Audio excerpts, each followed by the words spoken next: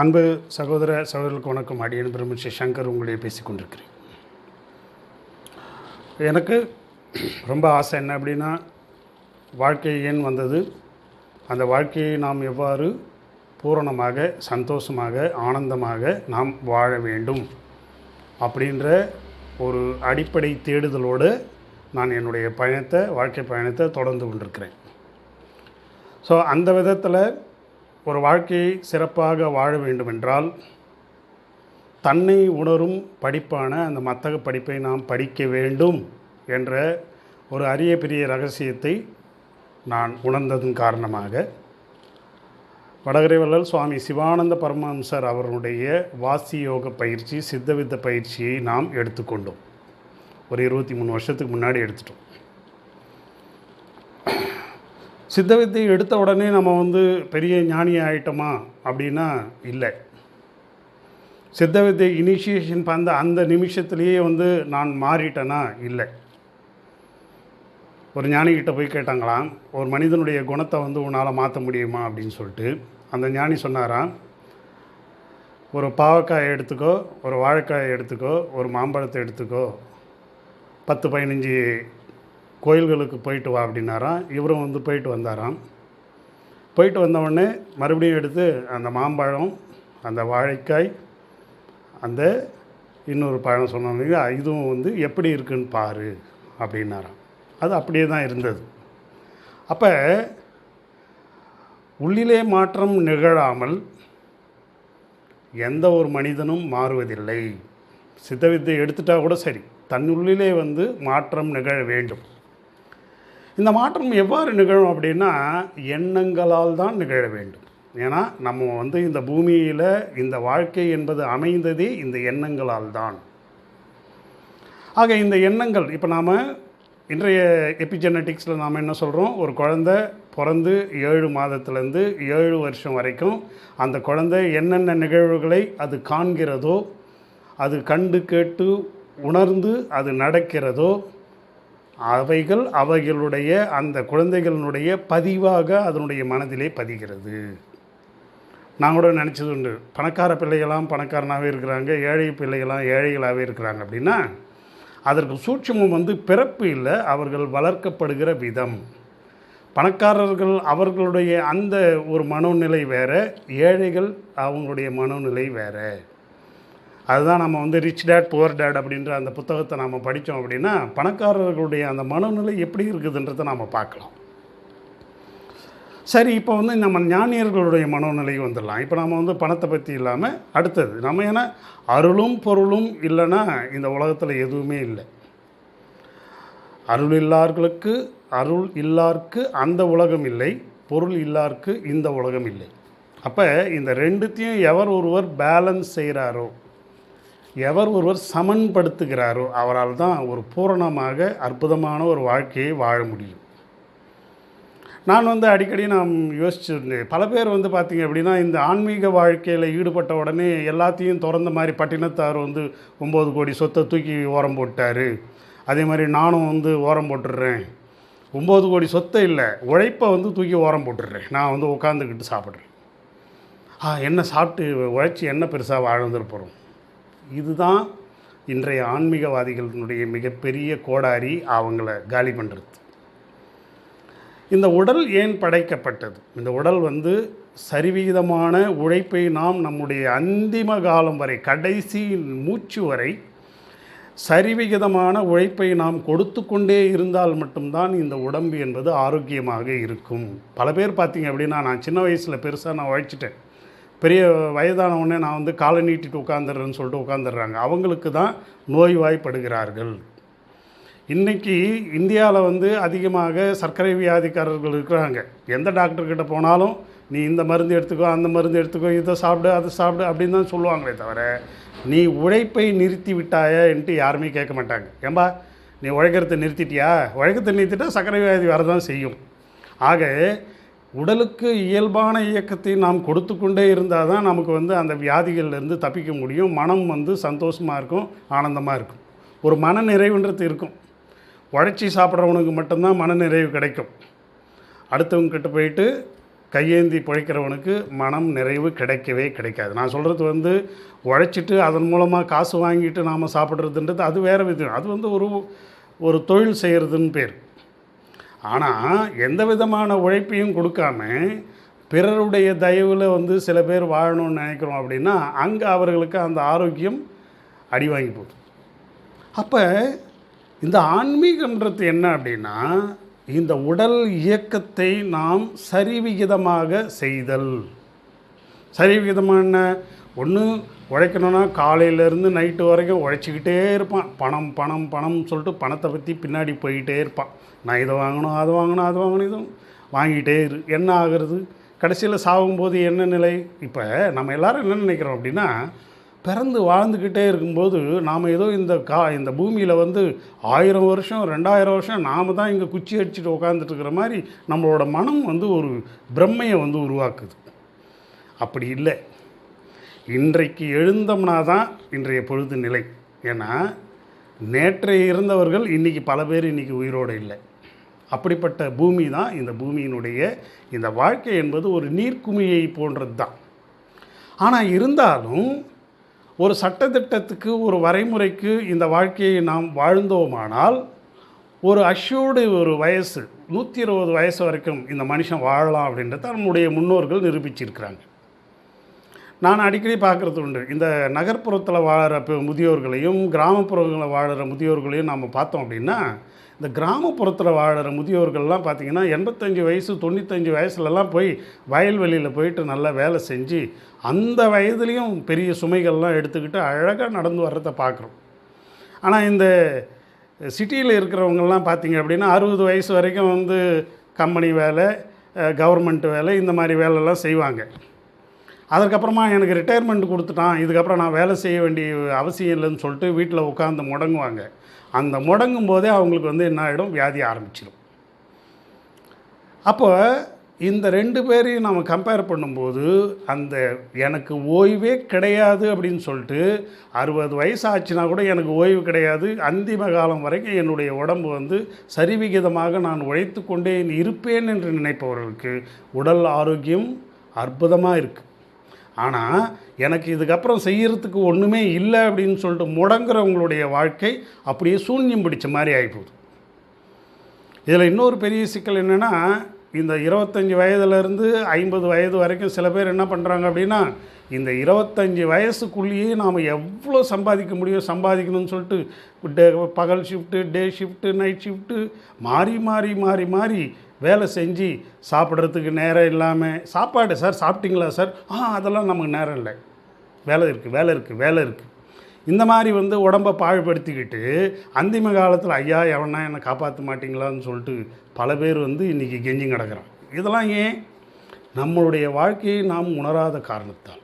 அப்போ யாராக இருந்தாலும் சரி, ஒரு வயோதிகம், இப்போ ஒரு இளைஞர் அவருடைய வாழ்க்கை படிப்பை முடிச்சுட்டு 20 வயசில் வந்து அவருடைய வாழ்க்கையை அவர் ஆரம்பிக்கிறார் அப்படின்னு சொன்னோம்னா, கடைசி நாள், அதாவது 120 வயசு வரைக்கும் நம்ம வாழலாம். ஆனால் இன்றைக்கி வந்து ஒரு திட்ட வரையறையில் வந்து 60 வயசுலேயே நம்ம செத்து போகிற மாதிரியான ஒரு ப்ரோக்ராம் வந்து இங்கே ஏற்கனவே பண்ணிட்டாங்க. சரி, நீங்கள் 60 வயசு வரைக்கும் கூட வாழுங்க. அந்த 60 வயது அந்த மரணத்தின் அந்த கடைசி நிமிஷம் வரைக்கும் நாம் இந்த உழைப்புன்றது வந்து உழைக்கக்கூடிய அளவில் இந்த உடலையும் உயிரையும் உயிராற்றலையும் நல்ல விதமாக வைத்து கொள்வது தான் இந்த வாழ்க்கையினுடைய தலையாய கடமைன்னு நாம் பார்க்கணும். ஆக அன்றைக்கி பார்த்திங்க அப்படின்னா உணவே மருந்து அப்படின்னு சொல்லிட்டு இருந்தது. நாம் சாப்பிட்ட சாப்பாடு எல்லாமே மருந்தாக இருந்தது. ஆனால் இன்றைய காலகட்டத்தில் அந்த மருந்துகள் எல்லாமே சிதைக்கப்பட்டு விட்டது. இப்போ செயற்கை உரங்கள், செயற்கை ரசாயன உரங்கள், இது எல்லாம் போட்டு நாம் சாப்பிட்ற சாப்பாடு. அதே மாதிரி ஒரு பயிர் வந்து 6 மாதத்தில் வந்து பயிராக மாறுதுன்னா அதை 3 மாதத்துலேயே வர மாதிரி. ஒரு காய்கனி வந்து வெய்ய காலத்தில் மட்டும்தான் கிடைக்கும், பனி காலத்தில் மட்டும்தான் கிடைக்கும் அப்படின்ற நிலை போய் வருஷம் ஃபுல்லாக கிடைக்கும். சீசனல் ஃப்ரூட்ஸ் அப்படின்னு சொல்கிறது போய் வருஷம் ஃபுல்லாக 24/7 365 a day உங்களுக்கு கிடைக்குன்ற மாதிரியான அந்த ஆராய்ச்சிகள்லாம் இப்போ நமக்கு அது என்ன ஆகி போச்சுன்னா, அந்த உணவுப் பொருளுடைய தன்மை கெட்டு போச்சு. அப்போ அதிலிருந்து நமக்கு உயிராற்றல் கிடைக்கிது பார்த்திங்களா, அது நமக்கு கிடைக்காது போச்சு. நான் கொஞ்ச நாளுக்கு முன்னாடி ஒரு புத்தகத்தில் பார்த்தேன். பழைய இதில் வந்து கேரட் எப்படி இருக்கும் அப்படின்னா, நம்ம சக்கரவள்ளி கிழங்கும் மரவள்ளி கிழங்கும் ரெண்டும் ஒன்றா பண்ணோம்னா எப்படி இருக்குமோ அப்படி தான் பழைய கேரட் இருந்தது. அந்த கேரட்டை சாப்பிட்றவங்களுக்கு தான் விட்டமின் ஏ வந்து கிடைக்கும். அந்த கேரட்டை சாப்பிட்றவங்களுக்கு கண்ணு கோளாறுகள் எதுவுமே வராது. ஆனால் இன்றைக்கி இருக்கிற கேரட் வந்து பார்த்திங்க அப்படின்னா பலன்னு சொல்லிட்டு நம்ம பியூட்டி பார்லரில் போயிட்டு அதுக்கு வந்து அலங்காரம் பண்ணி எடுத்துகிட்டு வந்த மாதிரி அவ்வளோ ஆரஞ்சு கலரில் அற்புதமாக அழகாக இருக்குது. அதே மாதிரி பீட்ரூட்டும் வந்து பார்த்திங்க அப்படின்னா இதே மாதிரி தான், ஒரு மாதிரி பர்பிள் கலர் வயலட் கலரும் அதே மாதிரி அந்த மரவள்ளி கிழங்கு இந்த ரெண்டுத்தையும் ஒன்றா சேர்ந்தால் எப்படி இருக்குமோ அப்படி சக்க மாதிரி இருக்கும் பழைய பீட்ரூட். ஆனால் இன்றைக்கி பீட்ரூட்டு உங்களுக்கு வந்து அப்படியே நல்ல அதை வந்து ஒரு எக்ஸிபிஷனில் வைக்கிற மாதிரி இருக்குது பார்க்க போனோம்னா. இந்த கேரட்டும் பீட்ரூட்டும் பார்த்தோம்னா இப்போ நாம் என்ன பண்ணுறோம், கேரட்டை சாப்பிட்டா நமக்கு வந்து கேன்சர் போகும், பீட்ரூட் சாப்பிட்டா நாம் கேன்சர் போகும். ஆப்பிள், கேரட், பீட்ரூட் ஏசிபி ட்ரிங்க்கு, இந்த ட்ரிங்க்கை சாப்பிட்டோம்னா நமக்கு வந்து கேன்சர் போயிடும் அப்படின்னு சொல்லிட்டு நாம் மணப்பால் குடிச்சிட்ருக்குறோம் அறியாமையில். ஆனால் அந்த கேரட்டில் இருக்கிற அந்த மூலப்பொருள்கள், இந்த பீட்ரூட்டில் இருக்கிற மூலப்பொருள்கள், அந்த ஆப்பிளில் இருக்கிற அந்த இயற்கையான இயல்பான தன்மைகள், இது எல்லாமே மரபணு மாற்றத்தால் வந்து மாற்றி விட்டதனுடைய காரணத்தினால இந்த ஆப்பிள், கேரட்டு, பீட்ரூட்டு இந்த ஜூஸை குடிக்கிறவங்களுக்கு கேன்சர் குணமாகுதானா குணமாகிறது இல்லை. அப்போ எங்கே நம்ம விட்டுட்டோம், சாப்பாட்டில் நம்ம கோட்டை விட்டோம்.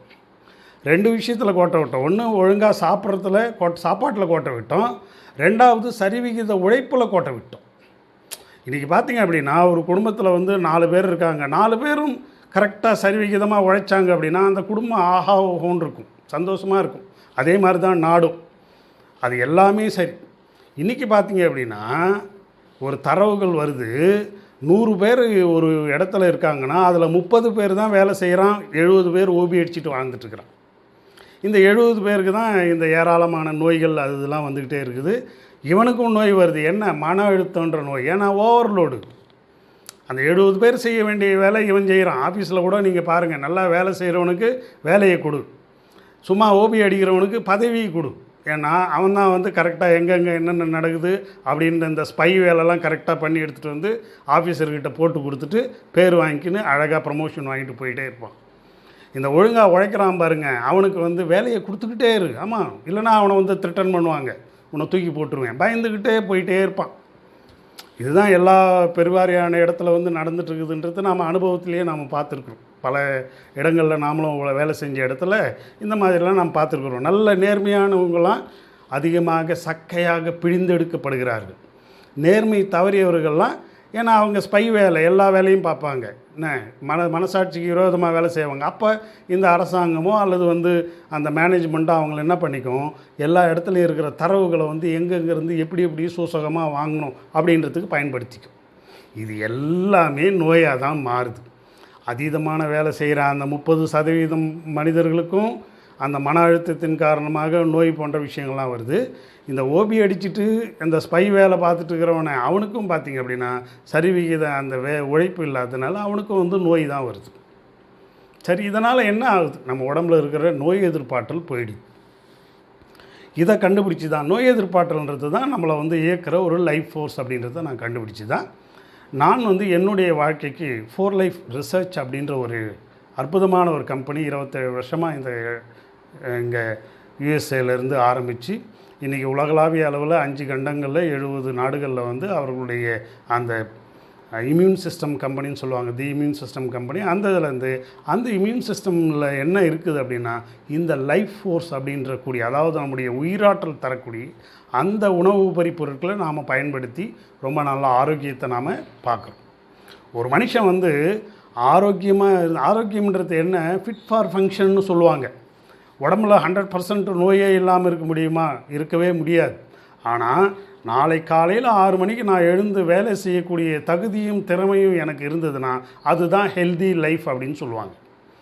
2வது குவாலிட்டி ஆஃப் ஹெல்த்துன்னு சொல்லுவாங்க. அதாவது நம்முடைய உடம்பினுடைய அந்த ஹீலிங் கெப்பாசிட்டி, ஹீல் தை அப்படின்வாங்க. ஹெல்த்தினா என்ன, ஹீல் தை. தைனா என்ன, உடல்.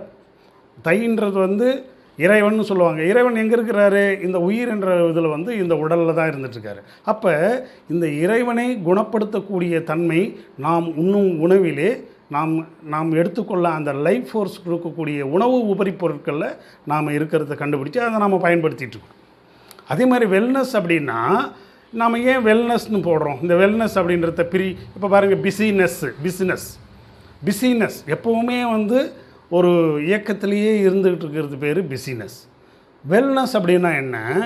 நம்முடைய உயிராற்றல் நம்முடைய உடம்பிலே சுரந்து கொண்டே இருந்தால் அதற்கு பேர் வெல்னஸ். அதாவது என்னுடைய உடம்பில் நோய் எதிர்ப்பாற்றலும் எனக்கு வந்து சக்தி, என்னுடைய செல்களுக்கு சக்தி கொடுக்கக்கூடிய அந்த உயிர்த்தன்மையும் என்னுடைய உடம்பிலே சுரந்து கொண்டே இருந்தால் அதற்கு பெயர் வெல்னஸ். அப்போ என்னுடைய உடம்பு நல்ல தகுதி வாழ்ந்த நிலையில் ஆரோக்கியமாக இருந்ததுன்னா நான் எந்த வேலையும் என்னால் செய்யக்கூடிய தகுதிகளை நான் அனுபவிக்கிறேன். அப்போ இதை கொண்டு நான் பெரிய பெரிய சாதனைகள்லாம் நான் படைக்கிறேன். அப்போது ஒரு மனிதனுக்கு ஹெல்த்தி வெல்னஸ், இந்த ரெண்டும், ஹெல்த்து வெல்னஸ் இந்த ரெண்டும் இல்லை அப்படின்னா அவன் ஒரு நடைப்பிணமாக இந்த பூமியில் ஏதோ நானும் வாழறேன் அப்படின்ற நிலையில் வாழ்ந்துட்டுருக்கிறான். ஏதாவது ஒரு நோய் வந்ததுன்னா கெமிக்கல் ட்ரக் எடுத்துகிட்டு வாய் உள்ளே போட்டுக்கிட்டு எனக்கு நான் நல்லா ஆகிட்டேன் அப்படின்னு சொல்லிட்டு இந்த மாடுகள்லாம் பார்த்திங்க அப்படின்னா ரொம்ப கடுமையாக வந்து இந்த வெயிட்டெல்லாம் தூக்கி இழுத்துட்டு போகும். அந்த மாட்டுக்காரன் என்ன பண்ணுவான்? அந்த சாட்டையை வச்சுட்டு சுரி முதுகுலேயே அடிப்பான். இந்த மாடுகள் வந்து அதை எதிர்த்து கேட்க முடியாத அளவில் அது வந்து அதனுடைய முழு சக்தியும் பிரயோகப்படுத்தி அந்த பாரங்களை இழுத்துட்டு போயிட்டே இருக்கும். அந்த மாதிரி தான் இன்றைக்கி பல பேருக்கு தன்னுடைய உயிராற்றல் வந்து முழுமையாக அதை வந்து பேலன்ஸ் பண்ண தெரியாமல் ரொம்ப கடுமையாக முயற்சி பண்ணி தன்னுடைய வாழ்க்கையை வாழ்ந்துகிட்டே இருக்கிறாங்க. திடீர்னு இறந்து போகிறாங்க. ஏன்டா இவன் இறந்து போனான் அப்படின்னு சொல்லிட்டு பார்த்தா தன்னுடைய உயிராற்றலை அளவுக்கு மீறி இவன் செலவு செய்து, அந்த சரிவிகித உழைப்பு இல்லாமல் அளவுக்கு மீறி செலவு செய்து, அளவுக்கு மீறி மன அழுத்தத்திலே இவன் வாழ்ந்து கொண்டிருக்கின்ற போது அவனுடைய சிஸ்டம்ன்றது ஒரு நாள் வந்து திடீர்னு கொலாப்ஸ் ஆகிடுது. இதற்கு முக்கியமான காரணம் அவன் எடுத்துக்கொள்கிற அந்த ட்ரக் மெடிசின்ஸ். இந்த ட்ரக் மெடிசின்ஸ்லாம் என்ன பண்ணுது? ஒரு ரொம்ப களைச்சி போய் உடம்பு ஓய்வு கேட்கும். இவன் என்ன பண்ணுவான்? உடனே அந்த ட்ரக் மெடிசனை போட்டுட்டு அந்த ஓய்வு வரக்கூடிய அந்த கெமிக்கல்களெல்லாம் டிஸ்டர்ப் பண்ணிவிட்டு ரொம்ப மறுபடியும் ஓடுறேன். இந்த ஓடிக்கிட்டே இருக்கிறதுனால இவனுடைய அந்த உடல் அமைப்பே சிதைந்து போய் உடலில் இருக்கின்ற அந்த மெட்டபாலிசம்னு சொல்லக்கூடிய ஜீரணம் பண்ணக்கூடிய தன்மை, சாப்பிட்ட சாப்பாடை ஜீரணம் பண்ணி பல செல்களுக்கு வந்து கொடுக்கக்கூடிய அந்த தன்மையை இவன் இழக்கிறதின் காரணமாக இவனுடைய உயிரை வந்து வந்துடும். இப்போ நான் வந்து என்ன புரிஞ்சுக்கிட்டேன் அப்படின்னா, ஒரு சரிவிகிதமான உணவு, ஒரு நல்ல விதமான ஒரு தியானம் என்ற பயிற்சி. இந்த தியானத்தில் வந்து பார்த்திங்க அப்படின்னா இந்த உடம்பில் இருக்கிற அந்த கார்டிசல்னு சொல்லக்கூடிய அந்த மன அழுத்தம் வரும்பொழுது வரக்கூடிய அந்த கார்டிசல் லெவலை வந்து குறைக்கிறதுக்கு வந்து தியான பயிற்சின்றது வந்து ரொம்ப ரொம்ப முக்கியமானது அப்படின்றது இன்றைக்கி ஆராய்ச்சியில் கண்டுபிடிச்சிருக்காங்க. யோக பயிற்சி, தியான பயிற்சி. ஆனால் இன்றைய நவீன உலகத்தில் இருக்கிற ஒரு சில ஜாம்பவான்லாம், அதாவது இந்த பிஸ்னஸ் பீப்புள்ஸ்லாம் என்ன பண்ணுறான் அப்படின்னா, யோகா பண்ணுறதே வேஸ்ட்டு அப்படின்றத வந்து சில போலி குருமார்களை வச்சுட்டு இவங்க வந்து ப்ரொபகண்டா பண்ணுறாங்க. காரணம் என்னென்னா, இந்த மக்கள் வந்து கடைசி வரைக்கும் எனக்கு உழைச்சிக்கிட்டே இருக்கணும், நான் வந்து வளர்ந்துக்கிட்டே இருக்கணும். இவன் வந்து இந்த யோகா தியானம் போன்ற நிலையிலலாம் அவன் போயிடவே கூடாது. காரணம் என்னென்னா, அவன் தன்னை உணர்கிற நிலையில் போயிட்டான் அப்படின்னா அப்புறம் எனக்கு வந்து எங்கேருந்து வியாபாரம் ஆகிறது? அதனால தான் இன்றைக்கி ஒவ்வொரு தனி மனிதனுடைய அந்த சுதந்திரம் அப்படின்றது வந்து இன்றைக்கி வந்து இந்த ஆர்டிஃபிஷியல் இன்டெலிஜென்ஸ் வந்து என்க்ரோச் பண்ண ஆரம்பிச்சிருச்சு. இந்த மாதிரி என்க்ரோச் பண்ணி இன்றைக்கி எவனா ஒருத்தன் வந்து தனி மனிதன் அந்த சுதந்திரத்தை அனுபவிக்கிறான்னா பெருவாரியான மக்கள் அந்த சுதந்திரத்தை இழந்து விட்டார்கள்லாம் பேர். சார், யாருமே என்னை வந்து என்னுடைய சுதந்திரத்தெலாம் பறிக்கலையே சார், நான் காலையில் எந்த டைமில் எழுந்துக்கிறேன், எப்போ தூங்கணுமோ தூங்குகிறேன், எல்லாம் கரெக்டு. இன்டர்நெட் மூலமாகவும் இந்த யூடியூப் மூலமாகவும் நீ என்ன செய்ய வேண்டும், நீ என்ன நுகர வேண்டும், நீ எங்கெங்கே பிளாட் வாங்கணும், எந்தெந்த கார் வாங்கணும், இதெல்லாம் யார் தீர்மானிக்கிறது? இந்த வர்ற அட்வர்டைஸ்மெண்ட் மூலமாக தானே தீர்மானிக்கிறான். அப்போ நீ என்ன ஒரு நூதனமான அடிமை? எப்படி உன்னை வந்து அடிமைன்ட்டு சொல்லாமல் உன்னை தன்வயப்படுத்தி, அதாவது மேஜிக் மாதிரி தன்வயப்படுத்தி இந்த உலகம் வந்து இயங்கிட்டு இருக்குதுன்றது உனக்கே புரியாது, நமக்கே புரியாது. அப்படி தான் நம்ம பண்ணிகிட்ருக்கோம்.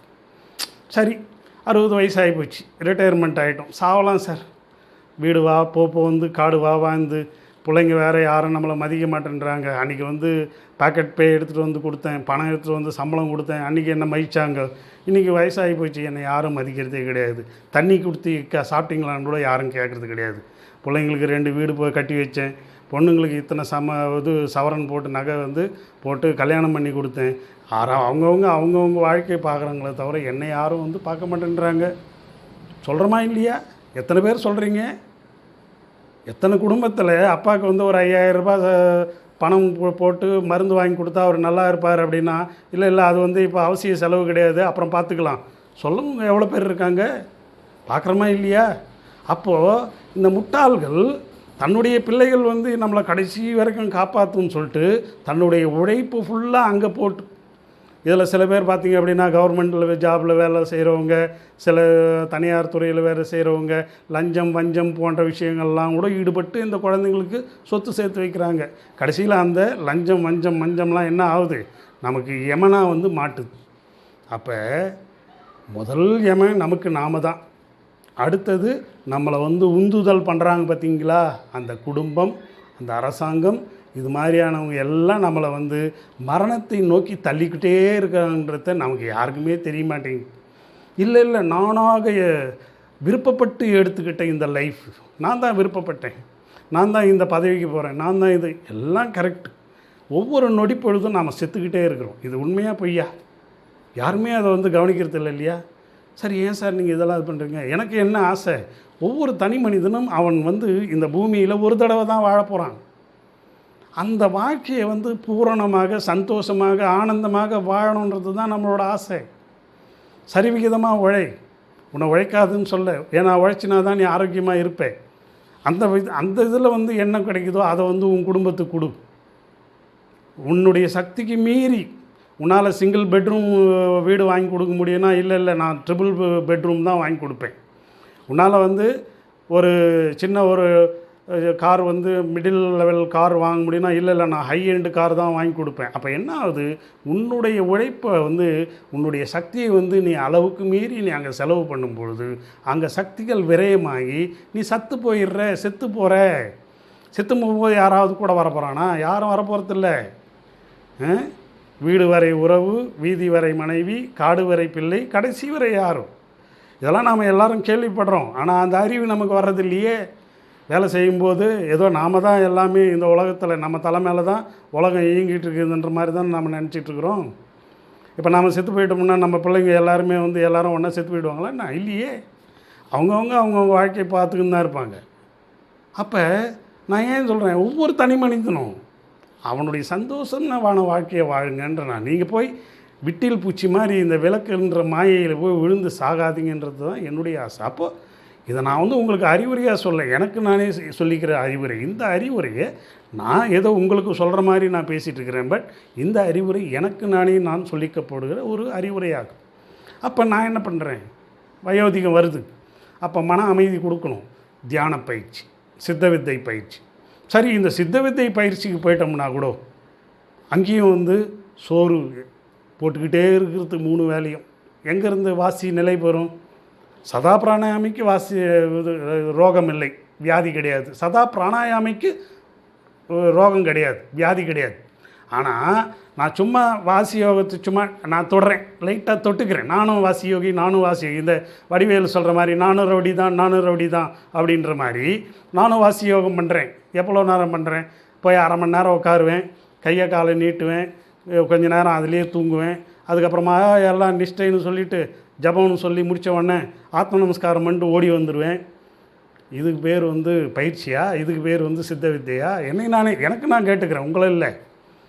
உங்களை நான் குறை சொல்லவே வரல. ஏன்னா நீங்கள் எல்லாரும் அறிவாளிகள், நீங்கள் எல்லாம் தெரிஞ்சவங்க. பட் எனக்காக நான் இதை பதிவு பண்ணிக்கிறேன். பட் இதை வந்து இன்னொருத்தர் வந்து எனக்கு அறிவுரை சொல்லாமல் நான் எனக்கு நானே அறிவுரை சொல்லிக்கிறேன். அந்த மாதிரி நான் என்னுடைய வாழ்க்கையை வாழ்ந்தேன்னா அப்புறம் நாளைக்கு திடீர்னு உயிர் போயிடுச்சுன்னா, சார் நான் ஜீவசமாதி அடைஞ்சிட்டேன் சார், அவர் சமாதி அடைஞ்சிட்டார் சார், தலைலாம் ஆடிச்சு சார், கையெல்லாம் ஆடிச்சு சார், எல்லாம் கரெக்டு.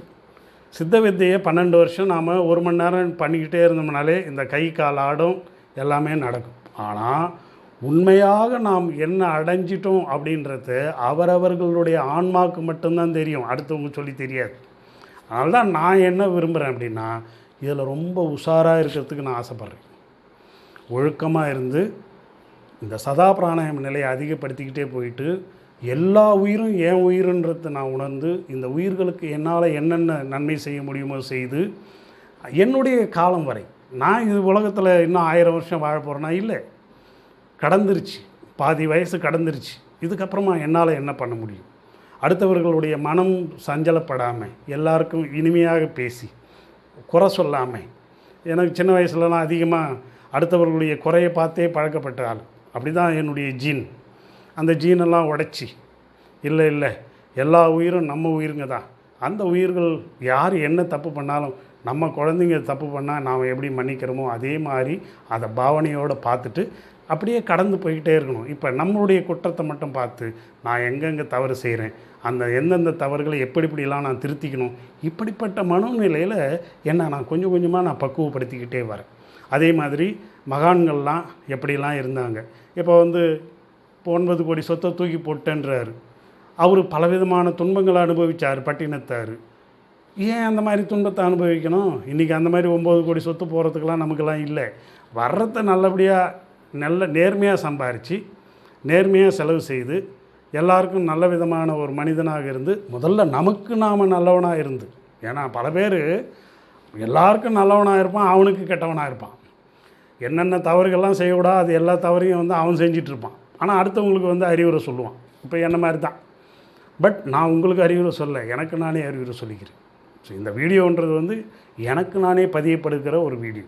ஸோ அதனால் இப்படி தான் இருக்குது. அப்போ ஜீவசமாதி நிலைன்றது பார்த்திங்க அப்படின்னா, இந்த உடம்பை நல்லா சுத்த தேகமாக மாற்றி, முதல்ல மனசை சுத்த தேகமாக மாற்றி, சதா பிராணாயாமம் அப்படின்ற ஒரு நிலைக்கு போயிட்டு, உடலில் இருக்கிற அந்த ஆனந்த விஷயங்கள் எல்லாத்தையும் நாம் பாருங்கள். இன்றைக்கி ஒரு மரணம் அடைஞ்சால் நம்ம உடம்புல என்னென்ன கெமிக்கல் ரியாக்ஷன் நடக்குது, எப்படிலாம் உறுப்புகள்லாம் இயங்குது அப்படின்றதெல்லாம் நம்ம பார்க்குறோம். ஒரு ஜனன நேரத்தில் ஒரு விந்தணு எந்த அளவுக்கு அது தன்னுடைய அந்த பல்கி பெறுகின்ற அந்த விஷயத்தை செய்துன்றதை நம்ம பார்க்குறோம். ஸோ இவ்வளவு பெரிய ரகசியத்தை நமக்குள்ளே நம்ம வச்சுக்கிட்டு இதெல்லாம் நாம் கவனிக்காமல் விட்டுட்டோம் அப்படின்னா, நம்மளை விட முட்டாள், என்னை விட முட்டாள் இந்த உலகத்தில் யார் இருக்கா? இல்லை. ஸோ அதனால் இந்த விஷயத்தை அடிப்படை ரகசியங்களை புரிஞ்சு வாழணும்னு சொல்லிட்டு நான் ஆசைப்பட்றேன். அதை நீங்கள் எனக்கு சொல்கிற மாதிரி வீடியோவில் நான் பதிவு பண்ணிக்கிறேன். இது உங்களுக்கு பிடிச்சிருந்தால் நீங்களும் எடுத்துக்கோங்க. பிடிக்கலை யாரோ வளர்றானா விட்டு போங்க. நன்றி, வணக்கம்.